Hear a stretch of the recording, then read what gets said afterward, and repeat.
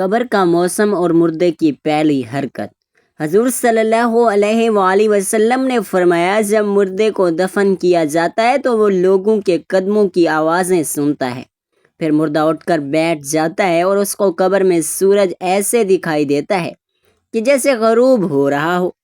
مردے سے جب کوئی سوال کیا جاتا ہے تو مردہ کہے گا کہ پہلے مجھے نماز پڑھ۔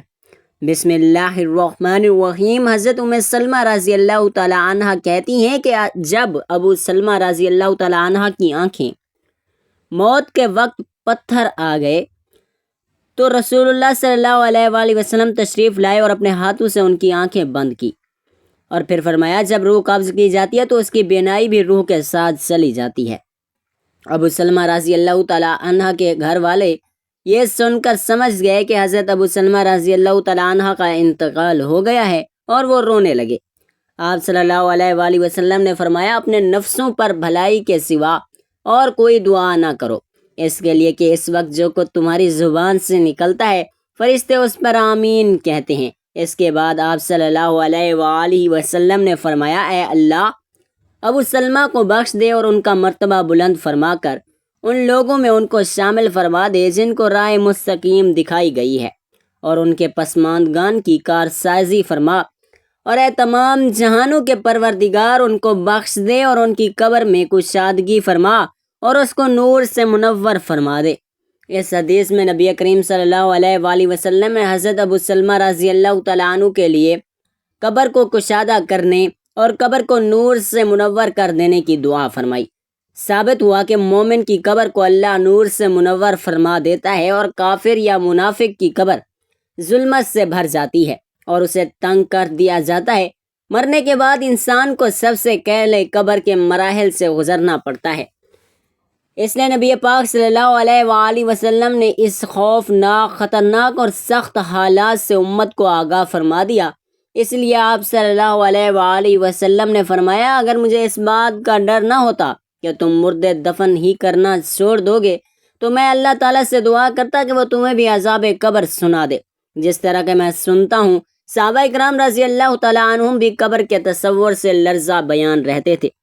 بے شک رسول اللہ صلی اللہ علیہ وآلہ وسلم نے ارشاد فرمایا، قبر آخرت کی منزلوں میں سے پہلی منزل ہے، پس جس نے اس منزل سے نجات پائی اس کی بعد کی منزلیں آسان ہو گئیں، اور جس نے اس منزل سے نجات حاصل نہ کی اس کے بعد کی منزلیں سخت دشوار ہو گئیں۔ رسول اللہ صلی اللہ علیہ وآلہ وسلم نے ارشاد فرمایا، میں نے کبھی کوئی منظر قبر سے زیادہ سخت نہیں دیکھا۔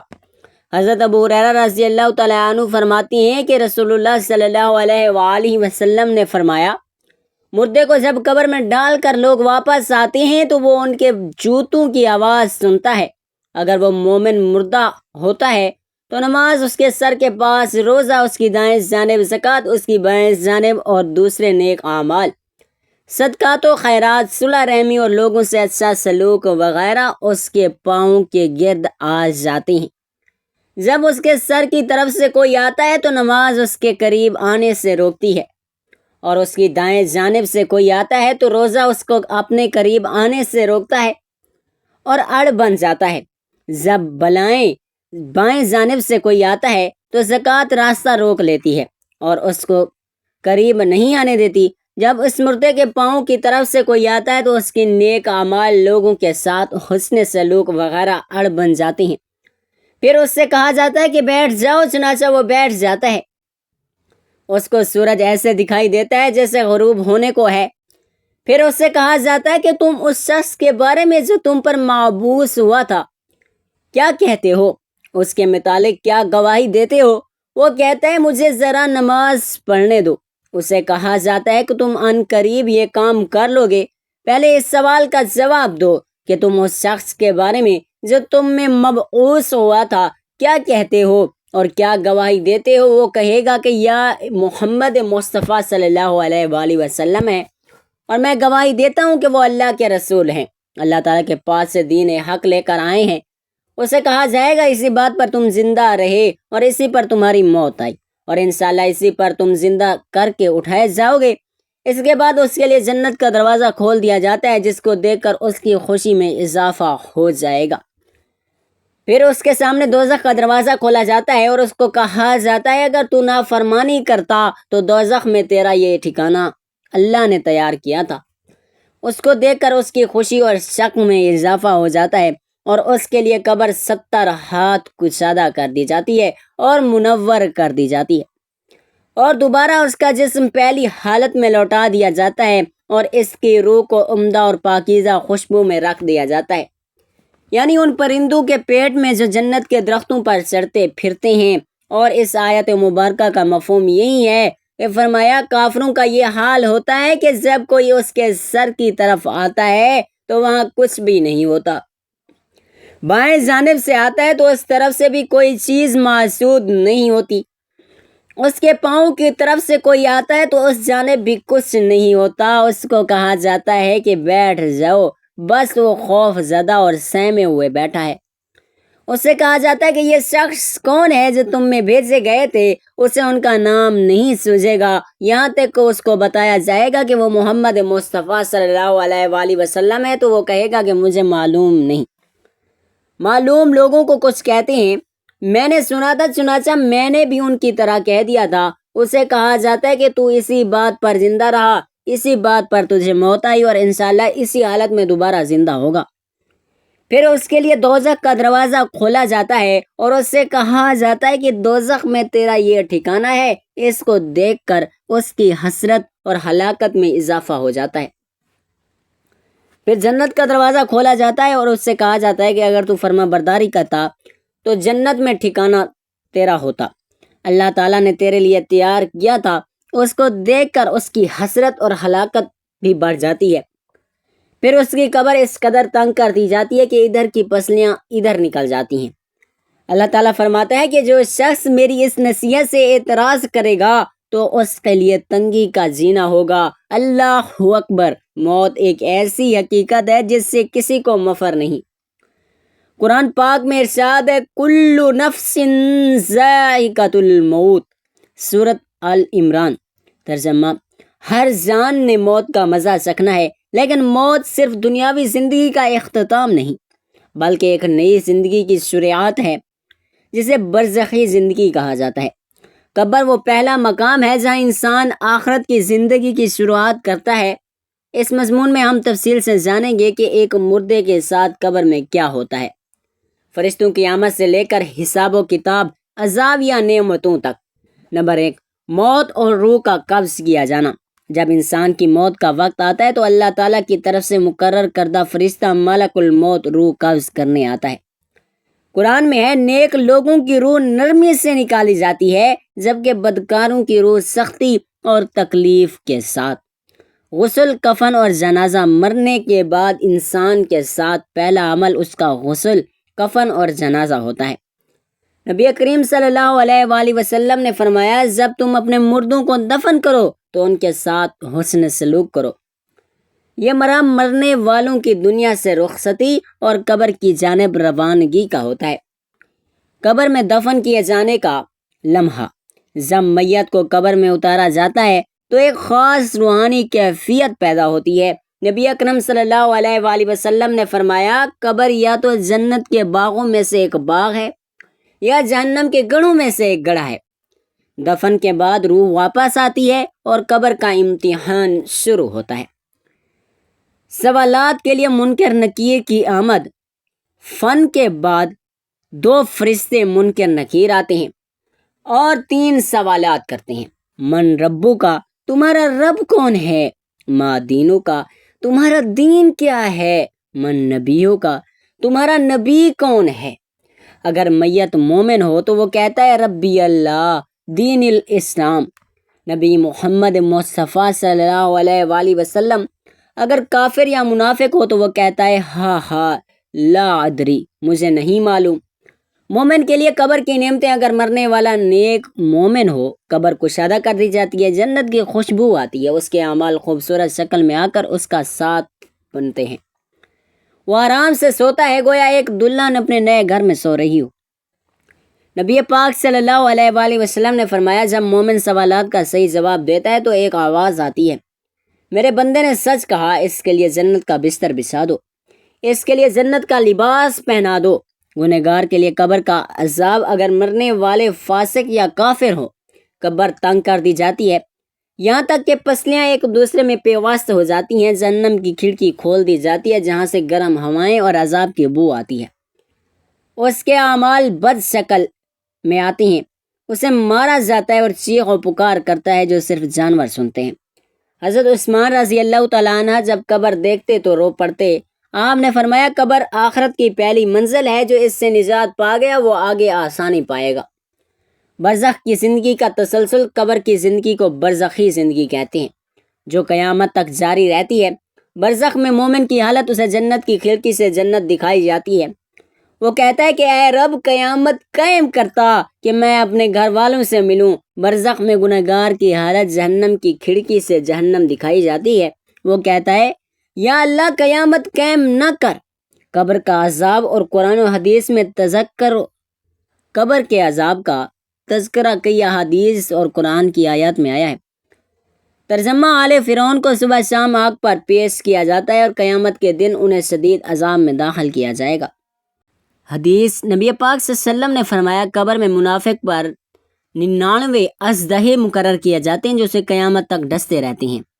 قبر میں اعمال کی شکل، نیک اعمال قبر میں انسان کا ساتھ دیتے ہیں۔ نماز ایک محافظ بن کر سرہانے آتی ہے۔ روزہ دائیں جانب، زکوٰۃ بائیں جانب، قرآن پاؤں کی جانب، صبر و رضا جسم کی گرد حفاظتی دیوار بناتی ہیں۔ یہی اعمال قبر کی وحشت کو دور کرتے ہیں۔ مومن کی دعائیں، صدقہ اور جاریہ، قبر کی روشنی۔ نبی کریم صلی اللہ علیہ وسلم نے فرمایا جب انسان مر جاتا ہے تو اس کے عمل منقطع ہو جاتے ہیں سوائے 3 کے: صدقہ جاریہ، علم نافع اور نیک اولاد کی دعا۔ یہ اعمال قبر میں روشنی اور راحت کا باعث بنتے ہیں۔ نمبر 11، قبر میں عورت اور مرد کے حالات میں فرق۔ قبر کا حساب و کتاب مرد و عورت دونوں کے لیے برابر ہے، لیکن بعض احادیث میں عورتوں کے مخصوص گناہوں پر تنبیہ آئی ہے، جیسا غیبت کرنا، شوہر کی نافرمانی۔ اس طرح نیک خواتین کو بھی جنت کی بشارت دی گئی۔ بچوں کی، شہداء اور انبیاء کی قبریں۔ بچے اگر نابالغ فوت ہوں تو انہیں عذاب نہیں ہوتا۔ شہداء، ان کے جسم زمین نہیں کھاتی، ان کی روحیں سبز پرندوں کی طرح جنت میں رہتی ہیں۔ انبیاء، ان کے جسم بھی سلامت رہتی ہیں اور وہ اپنی قبروں میں نماز پڑھتی ہیں۔ نمبر 13، قبر کی زیارت، اس کے آداب۔ نبی پاک صلی اللہ علیہ وآلہ وسلم نے فرمایا میں نے تمہیں قبروں کی زیارت سے منع کیا تھا، اب تم زیارت کیا کرو کیونکہ یہ آخرت کی یاد دلاتی ہے۔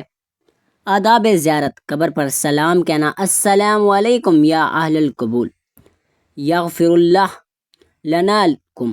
بلند آواز سے دعا نہ کرنا، قبروں پر نہ بیٹھنا، قبر کی وحشت سے بچاؤ کی دعائیں اور اعمال۔ نبی پاک صلی اللہ علیہ وسلم نے کئی اعمال اور دعائیں تعلیم فرمائیں جو قبر کے عذاب سے بچاتی ہیں۔ سورۃ ملک قبر کے عذاب سے نجات دلاتی ہے۔ اللہم انی اعوذ بک من عذاب القبر، اے اللہ میں تجھ سے قبر کے عذاب سے پناہ مانگتا ہوں۔ قبر کی حقیقت اور دنیا کی بے ثباتی۔ قبر میں ہمیں یاد دلاتی ہے کہ یہ دنیا فانی ہے، جو آج زندہ ہے کل مٹی تلے آئے گا۔ نبی پاک صلی اللہ علیہ وسلم اکثر قبرستان جایا کرتے تھے اور صحابہ کو بھی یاد دہانی کراتے تھے۔ قبر کی زندگی ہر انسان کے لیے ایک عظیم سبق ہے۔ یہ نہ صرف ہماری آخرت کی تیاری کا مرکز ہے بلکہ ہمیں دنیاوی زندگی کے مقصد کا ادراک بھی دیتی ہے۔ کامیاب وہی ہے جو اس فانی دنیا میں اعمال صالحہ کر کے اپنی قبر کو جنت کے باغ میں بدل لے۔ اسلام ایک مکمل ضابطہ حیات ہے جو نہ صرف دنیاوی زندگی کی رہنمائی کرتا ہے بلکہ آخرت کی ابدی کامیابی کے لیے بھی رہنمائی فراہم کرتا ہے۔ جنت جو کہ مسلمانوں کے لیے اللہ تعالیٰ کی طرف سے انعام ہے، قرآن و سنت میں بڑی تفصیل سے بیان کی گئی ہے۔ رسول اللہ صلی اللہ علیہ وآلہ وسلم نے جنت کے فضائل اور درجات، نعمتوں، اس میں داخلے کے اسباب اور ان لوگوں کی صفات جنہیں جنت نصیب ہوگی پر بے شمار ارشادات فرمائے ہیں۔ یہ مضمون جنت کے بارے میں رسول اکرم صلی اللہ علیہ وآلہ وسلم کے ارشادات کی روشنی میں ترتیب دیا گیا ہے، جس کا مقصد ایک مومن کے دل میں جنت کی طلب، آخرت کی تیاری اور تقوی کو بڑھانا ہے۔ جنت کی حقیقت اور عظمت: رسول پاک صلی اللہ علیہ وآلہ وسلم نے فرمایا، اللہ تعالیٰ نے فرمایا میں نے اپنے نیک بندوں کے لیے وہ چیزیں تیار کی ہیں جنہیں نہ کسی آنکھ نے دیکھا نہ کسی کان نے سنا اور نہ ہی کسی انسان کے دل میں ان کا خیال گزرا۔ صحیح بخاری۔ اس حدیث سے معلوم ہوتا ہے کہ جنت کی نعمتیں انسانی تصور سے بھی بالا تر ہیں۔ دنیا کی کوئی چیز جنت کی کسی نعمت کا مقابلہ نہیں کر سکتی۔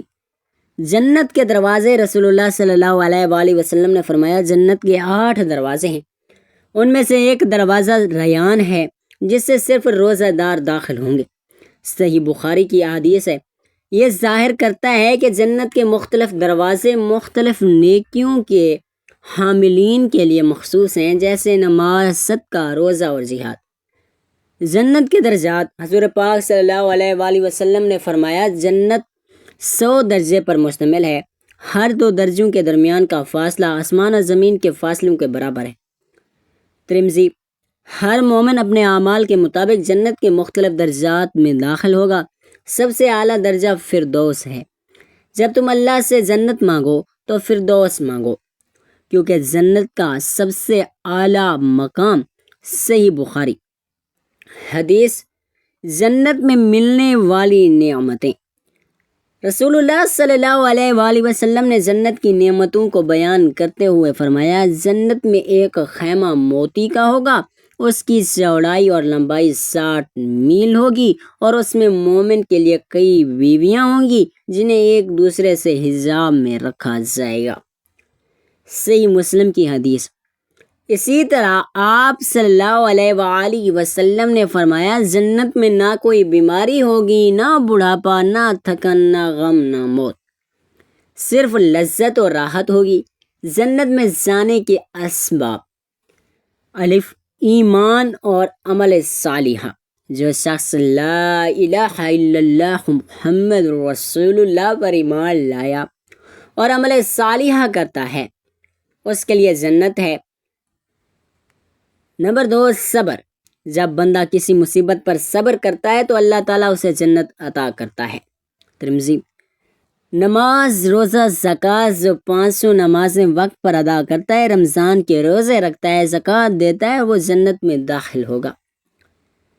مسند احمد۔ جنت کے لیے مخصوص اعمال: مسنون اذکار، جس نے دن میں 100 مرتبہ سبحان اللہ و بحمدہ کہا، اس کے گناہ معاف کر دیے جاتے ہیں، چاہے وہ سمندر کی جھاگ کے برابر ہوں۔ اخلاق حسنہ۔ لوگوں میں سب سے زیادہ جنت میں داخل ہونے والے وہ ہوں گے جن کا اخلاق اچھا ہو۔ ترمذی۔ والدین کی خدمت۔ والدین کی خدمت کرنے والا جنت کے دروازوں کو کھول لیتا ہے، اگر صرف ایک ہو تو بھی ایک دروازہ کھلا ہوتا ہے۔ جنت سے محرومی کے اسباب۔ رسول اللہ صلی اللہ علیہ وآلہ وسلم نے کئی گناہوں کو جنت سے محرومی کا سبب بتایا۔ جھوٹ بولنے والا، چغل خور، سود خور، والدین کا نافرمان جنت کی خوشبو بھی نہیں پائے گا۔ صحیح مسلم۔ کسی کے دل میں اگر رتی برابر بھی تکبر ہوگا تو وہ جنت میں داخل نہ ہوگا۔ مسلم۔ صحیح مسلم۔ جنت کی عورتیں، نبی پاک صلی اللہ علیہ وسلم نے فرمایا، جنت میں ایک ایسی عورت ہوگی، اگر وہ زمین پر جھانک لے تو آسمان و زمین کو روشن کر دے اور اس کی خوشبو سے ساری کائنات مہک اٹھے۔ صحیح بخاری۔ جنت میں نہ صرف مرد بلکہ خواتین بھی بے شمار نعمتوں کی حقدار ہوں گی، بشرط یہ کہ ایمان اور تقوی کے ساتھ زندگی گزاریں۔ نمبر 8، اہل جنت کے چہرے۔ نبی پاک صلی اللہ علیہ وسلم نے فرمایا، اہل جنت کے چہرے ایسے چمکتے ہوں گے جیسے 14ویں رات کا چاند۔ صحیح بخاری۔ ان کے جسم بالکل صاف شفاف ہوں گے، ان پر کوئی میل، گندگی یا بیماری نہ ہوگی۔ نمبر 9، اللہ کا دیدار۔ جنت کی سب سے بڑی نعمت، رسول اللہ صلی اللہ علیہ وآلہ وسلم نے فرمایا، جب جنتی جنت میں داخل ہو جائیں گے تو اللہ تعالیٰ سے فرمائے گا، کیا تم مجھ سے راضی ہو؟ وہ کہیں گے، اے اللہ، ہمیں اور کیا چاہیے؟ تو اللہ تعالیٰ ان کے حجابات ہٹا دے گا اور رب کا دیدار کریں گے۔ صحیح مسلم۔ یہ جنت کی سب سے بڑی اور عظیم نعمت ہوگی جو دنیا میں کسی بھی چیز سے زیادہ محبوب ہوگی۔ نمبر 10، جنت میں داخلے کی خوشخبریاں۔ کئی صحابہ اکرام کو رسول اللہ صلی اللہ علیہ وسلم نے جنت کی بشارت دنیا میں ہی دے دی تھی، جیسے حضرت ابوبکر صدیق رضی اللہ تعالیٰ عنہ، حضرت عمر بن خطاب رضی اللہ تعالیٰ عنہ، حضرت عثمان رضی اللہ تعالیٰ عنہ، حضرت علی رضی اللہ تعالیٰ عنہ، حضرت طلحہ رضی اللہ تعالیٰ عنہ، حضرت زبیر رضی اللہ تعالیٰ عنہ۔ حضرت عبد الرحمن بن عوف رضی اللہ تعالیٰ عنہ، حضرت سعید بن زید، حضرت ابو عبیدہ بن جراح رضی اللہ تعالیٰ عنہ، حضرت سعد بن ابی وقاص رضی اللہ تعالیٰ عنہ، عشرہ مبشرہ وہ خوش نصیب صحابہ ہیں جنہیں دنیا میں ہی جنت کی ضمانت دے دی گئی۔ رسول اللہ صلی اللہ علیہ وآلہ وسلم کی احادیث سے ہمیں یہ سبق ملتا ہے کہ جنت کا حصول کسی معمول عمل سے ممکن نہیں، بلکہ خالص ایمان، پاکیزہ عمل اور اللہ تعالیٰ کی رضا کو مقدم رکھنے سے ہی حاصل ہوتا ہے۔ ہمیں چاہیے کہ دنیا فانی زندگی میں آخرت کے لیے محنت کریں، قرآن و سنت کی پیروی کریں، جنت کو اپنا سب سے بڑا مقصد بنائیں۔ دعا ہے کہ اللہ تعالیٰ ہمیں ان خوش نصیب لوگوں میں شامل فرمائے جن کے لیے جنت میں اعلیٰ مقام تیار کیا گیا ہے، اور ہمیں رسول اللہ صلی اللہ علیہ وآلہ وسلم کی رفاقت نصیب فرمائے، آمین۔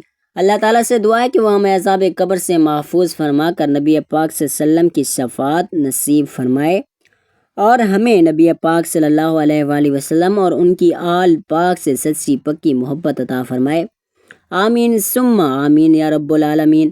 ناظرین، کمنٹ باکس میں اللہ تعالیٰ کے 99 ناموں میں سے کوئی ایک نام ضرور ٹائپ کریں۔ جزاک اللہ خیرا کثیرا۔